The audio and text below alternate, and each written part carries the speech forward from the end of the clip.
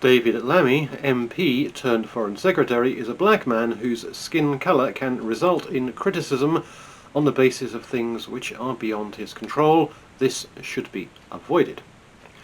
His grandmother was born in Calcutta and she moved to Guyana, where his parents were born. They then moved to the UK, where he was born, and David Lammy does in fact have joint citizenship with Guyana, so in that sense he's as much Guyanese as British. All of which is to say that it would not be unreasonable to consider his allegiances split, even if he hadn't said things which confirm exactly that. In the light of recent events, this is not a coincidence. King Charles and Keir Starmer are set to face demands for the UK to pay an astonishing $200 billion in compensation for its role in the slave trade when they attend a Commonwealth summit later this month. A group of 15 Caribbean governments has unanimously agreed to put slavery reparations on the table at the Commonwealth Heads of Government meeting in Samoa on October the 21st. It comes after the Prime Minister of Barbados told the United Nations that reparations for slavery and colonisation should be part of a new global reset. This comes after the new Labour government handed over the Chagos Islands and a whole load of money into the bargain to Mauritius. Clearly these Caribbean governments have sensed weakness and are going for the jugular. It's way too much of a coincidence otherwise.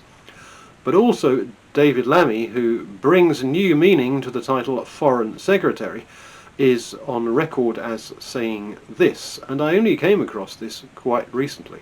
I'm afraid, as Caribbean people, we are not going to forget our history. We don't just want to hear an apology, we want reparation. Quite remarkable wording. I'm afraid, as a Caribbean people, we are not going to forget our history. We don't just want to hear an apology, we want reparation. He could just as easily have phrased that in the third person and been no less supportive. The Caribbean people aren't going to forget their history.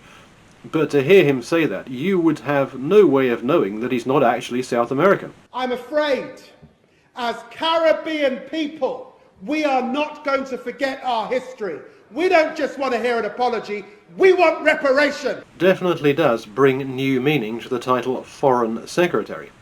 They have at least subsequently clarified that they will not be handing over $200 billion to the Caribbean. Just to be clear, reparations are not on the agenda for the Commonwealth Heads of Government meeting. Secondly, the government's position has not changed. We do not pay reparations. Not on the agenda does sound like that time-worn weasel cop-out, we have no plans to, but they do categorically go on to rule it out. We do not pay reparations. Sounds pretty categoric, but when the holder of the fourth great office of state, as recently as 6 years ago, and when he was a sitting MP, as he is now, clearly identified himself as non-British, and with fully 4.5 years potentially to still run in the job, it might be a mistake to take too much for granted. I'm afraid, as Caribbean people, we are not going to forget our history. We don't just want to hear an apology, we want reparation.